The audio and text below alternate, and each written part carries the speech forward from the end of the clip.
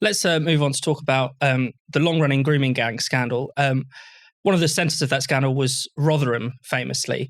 And it was well known that many councillors and local authorities and the police knew that the grooming gangs problem was going on, but they in some way either suppressed it or preferred not to talk about it. Now, there was someone who was named in one of the independent reports, a man called Maruf Hussain, and he's alleged to have actually suppressed discussion of this within the local authority.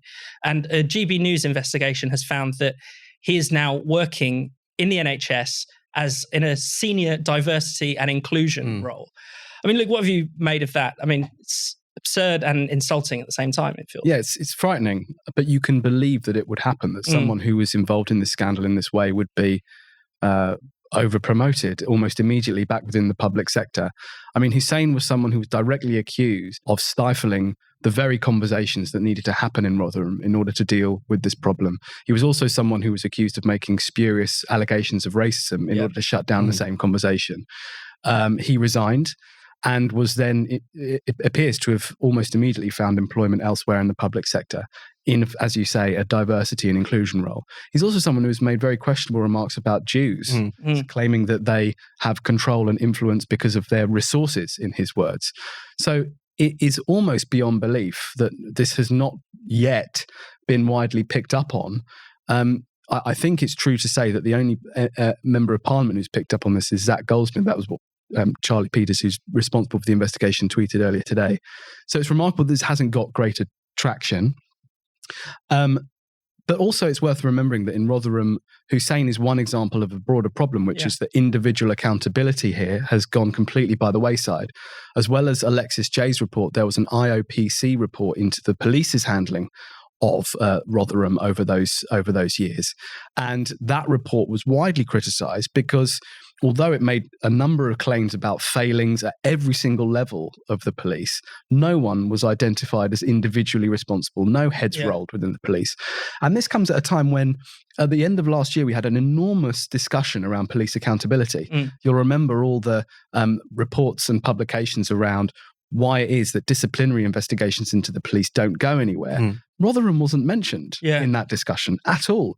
So what I think is becoming increasingly clear with this kind of disregard of individual accountability in the case of Rotherham is repeat something that we've written on Spiked and said on the podcast elsewhere, which is that the victims of these crimes are just dealt with differently. Yeah. It's not thought that these young women, northern working class women, deserve the kind of accountability that other victims deserve. And I think that's the lesson that we take away from Hussain and others.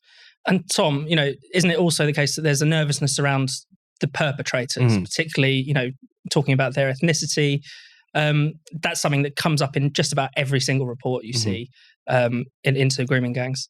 And this is in the figure like Hussain, you see someone who was directly involved in allegedly trying to suppress that particular discussion in the name of community relations, in the name of community cohesion, which seems to me a bizarre conclusion to draw anyway. If anything, you're going to kind of inflame the extremes by not dealing with these sorts of issues in a very clear-eyed sort of fashion.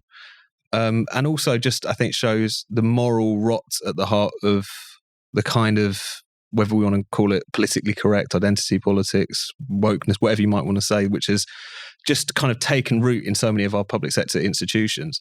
The idea that it doesn't do to talk about certain things. The idea that in the name of a cohesive multicultural society, you should throw some of the most genuinely vulnerable people in society, young, working class, often in care girls, under the bus, is morally abhorrent. And yet this is done in the name of all that is good and holy, and all that a progressive liberal person should actually seek to do.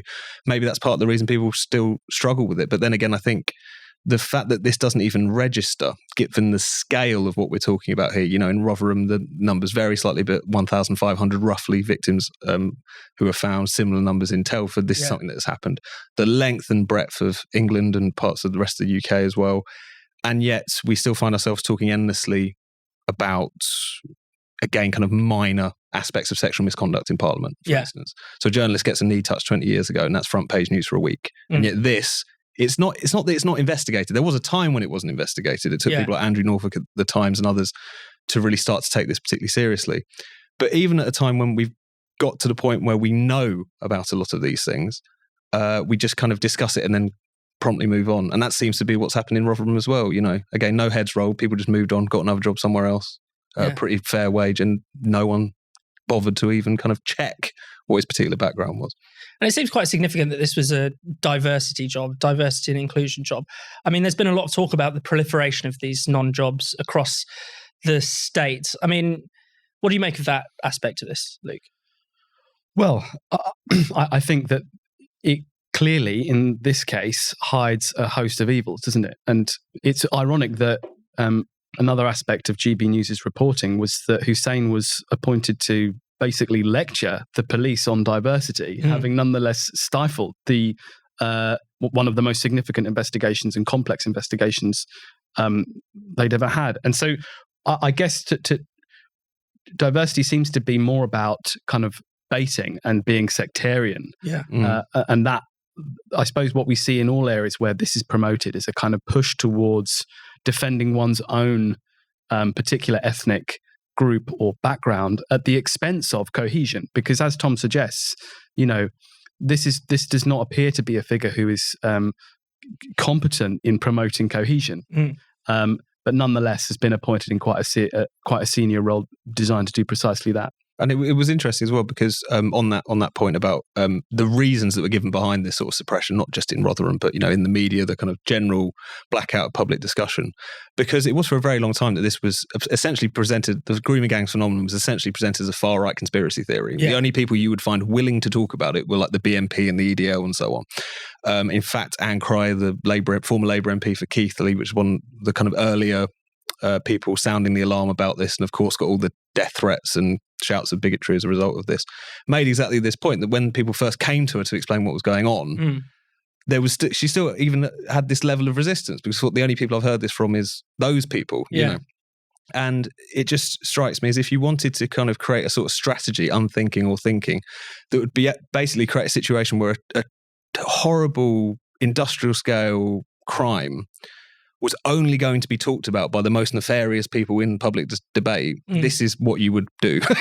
And it's monstrous in so many different ways. And it's incredible that if it wasn't for people like Charlie Peters at GB News, former Spiked intern, I should mention, following up on this stuff, we wouldn't even know about these matters. It's something which is still a kind of lingering scandal, even in the places where we thought all of these investigations had taken place.